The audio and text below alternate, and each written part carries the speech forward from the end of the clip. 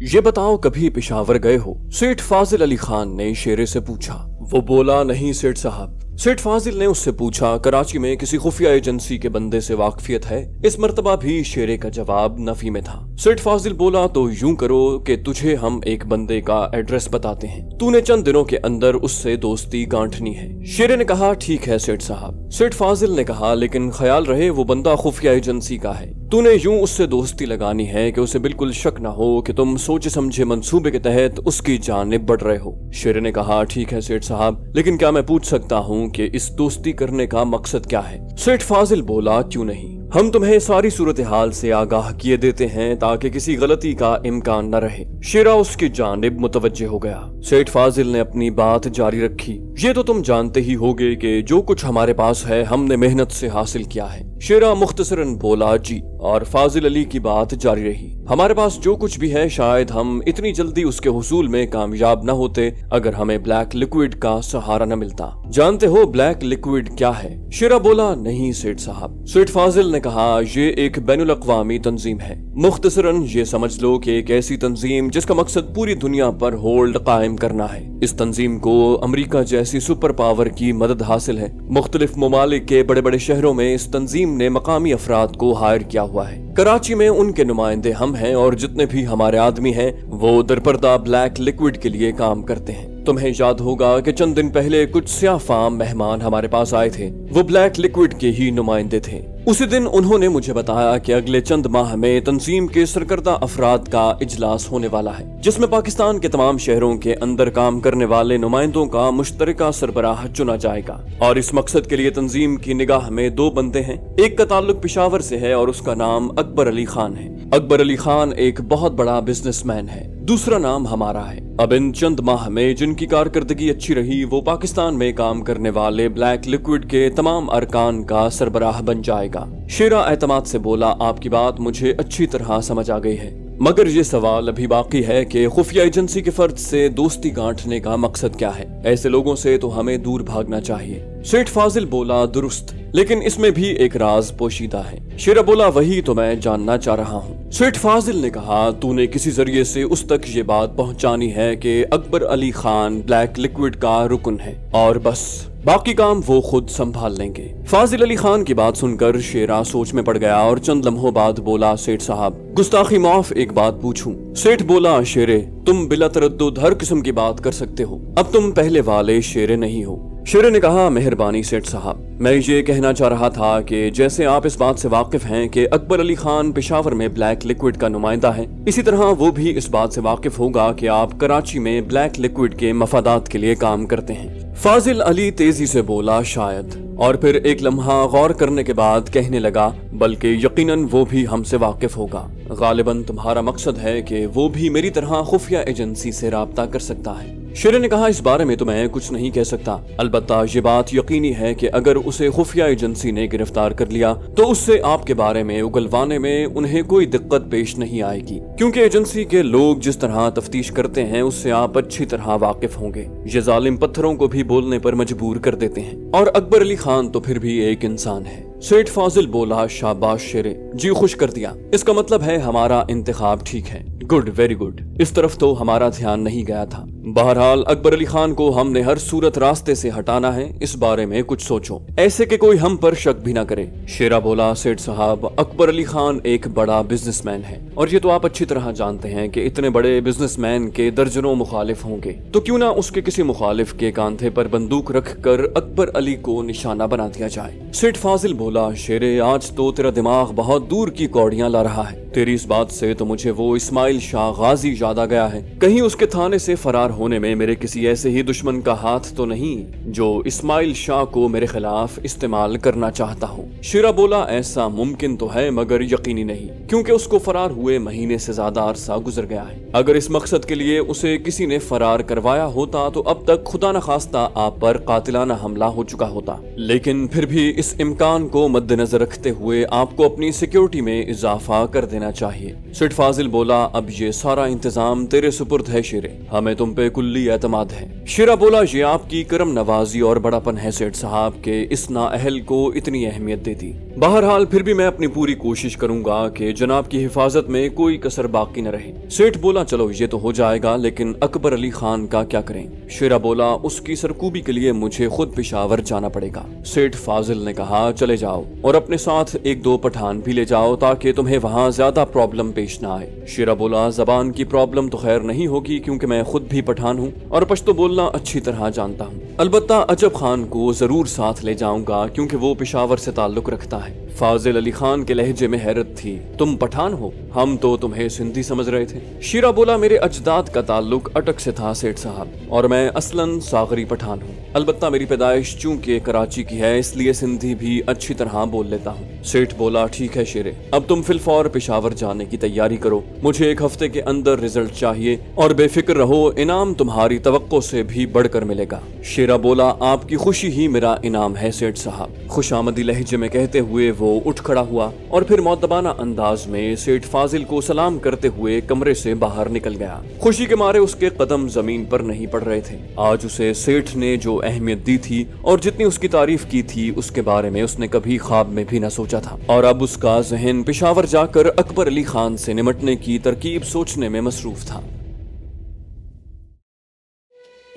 हंगामा फुरो करने में पुलिस को घंटा डेढ़ घंटा लग गया था। जुलूसों के मुंतशिर होते ही वो अपने और सिविल जख्मी होने वाले अफराद को अस्पताल पहुंचाने लगे। इस दौरान एसपी साहब वहीं मौजूद रहे। उसके चेहरे पर छाए परेशानी के आसार वाजे थे। उसकी दूररस निगाहें मुस्तकबिल करीब में होने वाले हंगामों को बखूबी देख सकती थी। इंस्पेक्टर दिलशाद अमीन भी कुछ कम परेशान नहीं था। ये सारा हंगामा उसी की लापरवाही का नतीजा था। दिलशाद, अब मैं जा रहा हूँ, तुम कोशिश करो कि मुल्जिमान को जहरीला मशरूब पिलाने वाला मुजरिम पकड़ा जाए। इस तरह एक तो साजिश का असल मुजरिम बेनकाब हो जाएगा, दूसरा तेरी भी बचत हो जाएगी। अगर मुजरिम का पता चल जाए तो मुझे फौरी इत्तला करना। इसके बरक्स होने की सूरत में सारी रिपोर्ट बनाकर डीएसपी के हवाले कर देनी है। उसी के जरिए आपको मजीद अहकाम मिल जाएंगे। दिलशाद अमीन जवाबन बोला, ठीक है सर, और एसपी सर हिलाता हुआ वहाँ से रुखसत हो गया। उसके जाने के बाद वो चंद मिनट तो लाहेअमल सोचता रहा कि तफ्तीश का आगाज कहाँ से करे। फिर एक नतीजे पर पहुंचकर उसने हवालदार खुर्शीद को अपने पास बुला लिया।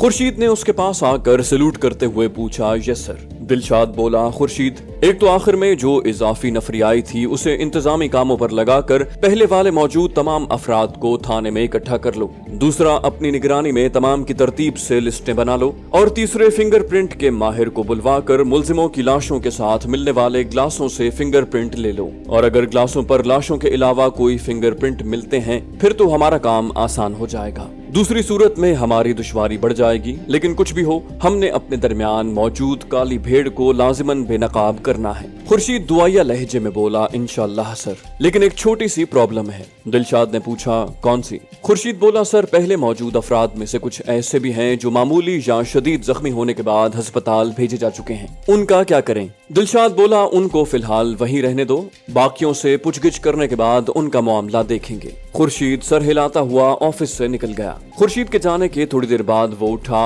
और कैदियों वाले कमरे की जानिब बढ़ गया। कैदियों को किसी ने छेड़ने की कोशिश नहीं की थी। हवालात के दरवाजे पर संतरी मुस्तैद खड़ा था, मगर अब उसका कोई फायदा नहीं था कि चिड़ियां खेत चुग गई थी। वो थोड़ी देर तक लाशों का गहरी नजर से जायजा लेता रहा, मगर उसे ऐसी कोई चीज नजर न आई जो कोई फायदा दे सकती। उसे वहां रुके थोड़ी ही देर हुई थी कि खुर्शीद फिंगरप्रिंट के माहिर के साथ वहां आन पहुंचा। एक मखसूस पाउडर ग्लासों पर छिड़क कर वो फिंगरप्रिंट्स लेने लगा। उसे अपने काम में मसरूफ छोड़कर वो खुर्शीद से मुखातिब हुआ, तुम जाओ, जो बाकी काम बताए हैं वो करो, मैं यहाँ मौजूद हूँ। खुर्शीद सर हिलाता हुआ वहाँ से रुखसत हो गया। वो माहिर खामोशी से अपने काम में जुटा रहा। काम खत्म करके वो दिलशाद से बोला, सर, मैंने अपना काम खत्म कर लिया है, थोड़ी देर बाद आपके पास रिपोर्ट बनाकर भेज देता हूँ। और दिलशाद अमीन ने सर हिलाकर उसे जाने की इजाजत दे दी। उसके पीछे वो भी हवालात से निकलकर अपने ऑफिस की तरफ बढ़ गया। वो बमुश्किल कुर्सी पर बैठ पाया था कि खुर्शीद ने अंदर दाखिल होकर कहा, सर जी, आपके हुक्म के बमूजिब तमाम को इकट्ठा कर लिया है, सिर्फ 5 बंदे कम हैं जो अस्पताल एडमिट हो गए हैं। दिलशाद बोला, ठीक है खुर्शीद, तुम बैठो, फिंगरप्रिंट की रिपोर्ट आ जाए फिर कार्रवाई शुरू करते हैं। खुर्शीद सर हिलाते हुए टेबल के सामने पड़ी कुर्सी पर बैठ गया। इन दोनों बंदों से कोई काम की बात मालूम नहीं हो सकी थी। उनके ताउन से बनने वाली तस्वीर की कॉपियां करवा के आतिफ ने फील्ड में काम करने वाले मुख्तलिफ अफराद तक पहुंचा दी थी, लेकिन जो कोई ऐसी पेशरफ्त नहीं थी जिसे बेहतर कहा जा सकता। अब ले दे के मतलूब क्लर्क का क्लू रह गया था, वो भी बगैर किसी नतीजे के हाथ से निकल जाता तो वो एक मर्तबा फिर अंधेरे में टामक टोंगियां मारते रह जाते। वो थोड़ी देर इसी उधेड़ बुन में मसरूफ रहा, फिर इंटरकॉम उठाकर ऑपरेटर से बोला, इमरान, सुहेल और आमिर को मेरे पास भेजो। जी सर। ऑपरेटर के जवाब पर उसने रिसीवर रख दिया। चंद लम्हों बाद वो तीनों उसके सामने बैठे हुए थे। उसने तीनों को मौजूदा सूरत हाल से आगाह करते हुए मशवरा मांगा। इमरान ने तजवीज पेश की, सर, एक तो मतलूब की निगरानी करने वाले अफराद की तादाद में इजाफा कर देना चाहिए ताकि उससे डील करने वाले किसी सूरत में भाग न सकें। आतिफ ने पूछा, क्या ये तय हो गया है कि मतलूब से मिलने वाले को हमने गिरफ्तार करना है? वो जवाबन बोला, मेरा तो यही मशवरा है सर। आतिफ ने दोबारा उससे पूछा, इसकी कोई खास वजह? क्योंकि वो हर किसी की बात को काबिल तवज्जो समझता था। इमरान ने कहा, सर, एक तो औरंगजेब ने मतलूब के हवाले ओरिजिनल डॉक्यूमेंट्स की फोटो कॉपियां की हैं और हमारी हल्की सी लापरवाही से वो दुश्मन के पास जा सकती हैं। दूसरे, इससे पहले जिस बंदे की निगरानी हम कर रहे थे उसे उन्होंने धमाके में उड़ाकर हमारा रास्ता ब्लॉक कर दिया था। इसकी बजाय हमने उसे गिरफ्तार कर लिया होता तो शायद फायदे में रहते। सुहेल इमरान की तायद करते हुए बोला, वैसे भी सर, ये कोई दहशतगर्दी की कार्रवाई तो है नहीं कि वो आम बंदा भेजेंगे। ये तो एक हसास मामला है और इस काम के लिए वो लाजिमन अहम बंदा मुकर्रर करेंगे। आतिफ तीसरे आदमी से मुखातिब हुआ, तुम्हारा क्या ख्याल है आमिर? आमिर बोला, सर, इन दोनों का तज्जिया तो ठीक है मगर एक कबाहत है। आतिफ ने पूछा, वो क्या? आमिर ने कहा, वो ये कि अगर मतलूब के पास आने वाला कोई अहम बंदा न हुआ तो हमारी सारी मेहनत रायगां जाएगी और ये मतलूब और औरंगजेब वाला जरिया भी हमेशा के लिए ठप हो जाएगा। इमरान जल्दी से बोला, सही कहा, मगर रिस्क तो लेना पड़ेगा। सुहेल ने भी इमरान का साथ दिया, कहा, फिर ये भी है कि इतने अहम कागजात के लिए वो कभी भी टोटल का बंदा नहीं भेजेंगे। आमिर ने एक और पॉइंट उठाया, कहा, अगर वो कोई अहम बंदा हुआ और हमने उसे काबू कर लिया तब भी ये खतरा है कि उसकी निगरानी की जा रही होगी और हम जैसे ही उस पे हाथ डालेंगे मुजरिम चौकन्ने हो जाएंगे और हमारे पुछगिछ करने तक अपने ठिकाने बदल लेंगे। इमरान बोला, पहली बार भी हमने उनकी निगरानी की थी मगर नतीजा आपके सामने है। आतिफ ने कहा, देखें, फायदे और नुकसान का अंदेशा दोनों सूरतों में मौजूद है मगर हमने मिलकर कोई ऐसा तरीका ढूंढना है जिसमें दूसरे तरीके की निस्बत ज्यादा बेहतरी हो। उसने उनके सामने नई बिसात रखी। इमरान ने कहा, सर, मुहावरा है ना कि भागते चोर की लंगोटी ही सही, तो इस तरह कम से कम उनका कोई बंदा तो हाथ आ जाएगा। उसके साथ ये फायदा भी है कि हमारे मुल्क के राज रिस्क में नहीं पड़ेंगे, वरना हमारी जरा सी लापरवाही से ये दुश्मन के हाथ में चले गए तो अच्छा खासा नुकसान होगा। और सबसे बढ़कर अगर कोई अहम बंदा हमारे हाथ आ जाता है और उसकी वजह से वो अपना सेटअप तब्दील कर लेते हैं तो ये भी हमारी बहुत बड़ी फतह होगी। उनको दोबारा सेट होने में कुछ अरसा तो लगेगा। यूं भी दुश्मन को हमेशा के लिए नाबूद करना नामुमकिन है। इनका हमारा चोली दामन का साथ है, इसलिए बेहतर यही है कि उसे मौके पर ही गिरफ्तार कर लिया जाए। आतिफ ने कहा, हाँ भाई, अब किसी को इमरान की बात से इख्तिलाफ है? आतिफ खुद ज़हनी तौर पर इमरान के हक में था, इसलिए दूसरों से इस्तिफसार करने लगा। आमिर ने कहा, सर, इख्तिलाफ तो खैर पहले भी नहीं था, अब अलबत्ता ये है कि मैं अपने मौक़िफ़ से हट जाता हूँ क्योंकि मुझे नजर आ रहा है कि आपकी राय भी इमरान की तरफ है। आतिफ ने कहा, नहीं, मेरे लिए कभी भी अपने मौक़िफ़ से ना हटो, ये मेरा नहीं हम सब का काम है और हम सब ने मिलकर मशवरे से तय करना है कि कौन सा लाहे अमल बेहतर होगा। आप लोगों के आने से पहले मैं फैसला कर चुका था कि मतलूब से मिलने वाले बंदे पर बराह रास्त हाथ डालना मुनासिब रहेगा, लेकिन इसके बावजूद मैंने आप लोगों से मशवरा लेना मुनासिब समझा क्योंकि जरूरी नहीं कि मैं हर पहलू को मद्देनजर रख सका हूँ। लेकिन अब आपसे बातचीत के बाद मुझे इत्मीनान हुआ है कि मेरा फैसला सही है। बाकी कामयाबी नाकामी यूं भी रब्बुल इज्जत के हाथ में है। हमारा फर्ज है पूरी कोशिश और सही से काम सरअंजाम देना। आतिफ की बात जारी थी कि उसके फोन की घंटी बजी। स्क्रीन पर उसे औरंगजेब क्लर्क का नाम चमकता नजर आया। उसने फोन फौरन कान से लगा लिया।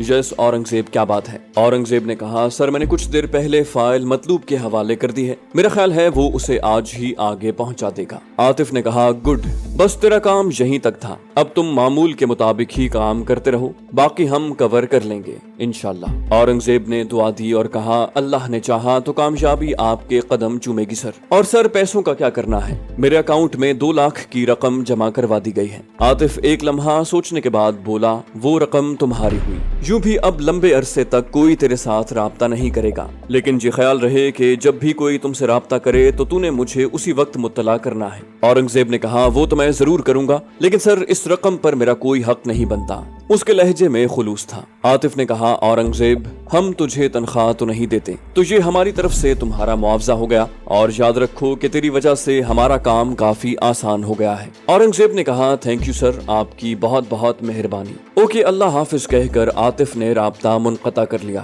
پھر بولا میرا خیال ہے آپ لوگوں کو صورتحال کا پتہ چل گیا ہوگا۔ سہیل نے جواب دیا کچھ سر۔ عاطف نے کہا مطلوبہ فائل کلرک مطلوب کے حوالے ہو گئی ہے، اس کی نگرانی پر حمید اور ظفر مامور ہیں، تم تینوں بھی حلیہ بدل کر اس کے گھر کی طرف روانہ ہو جاؤ، اور عمران جانے سے پہلے ذوالفقار اور راشد سے کہہ دو کہ کالے شیشوں والی ویگن کے ساتھ تیار رہیں۔ عمران نے وضاحت چاہی یہیں پہ سر؟ عاطف نے کہا نہیں، مطلوب کے گھر کے قرب و جوار میں رہیں۔ ٹھیک ہے سر کہہ کر وہ باقی دونوں کے ساتھ وہاں سے رخصت ہو گیا۔ ان کے جاتے ہی عاطف نے فون کر کے صدیقی صاحب کو تازہ صورتحال سے آگاہ کیا۔ اس نے بھی عاطف کو براہ راست اس آدمی پر ہاتھ ڈالنے کا مشورہ دیا۔ صدیقی صاحب سے اجازت لے کر وہ دفتر سے نکلنے ہی لگا تھا کہ موبائل ایک مرتبہ پھر بول اٹھا۔ اس نے کال اٹینڈ کی جی عرفان موبائل نمبر دہرا کر بولا سر مطلوب کلرک نے اس نمبر پر کسی شیراز نامی آدمی سے بات کی ہے اور اسے کام ہو جانے کا مجدہ سنایا ہے۔ شیراز نے اسے جواباً کہا ہے کہ اس کی چیز مطلوب اپنے پاس سنبھال کر رکھے، وہ کسی بھی وقت آ کر وصول کر لے گا۔ عاطف نے کہا اس کا مطلب ہے کھیل کا آغاز ہو گیا ہے، بہرحال تم تمام ساتھیوں کو الرٹ کر دو، میں بھی مطلوب کے گھر کی جانب جا رہا ہوں۔ اور عاطف رابطہ منقطع کر کے دفتر سے نکلا اور تیز قدموں سے ڈریسنگ روم کی طرف بڑھ گیا۔ وہ جلد از جلد حلیہ بدل کے موقع پر پہنچنا چاہتا تھا۔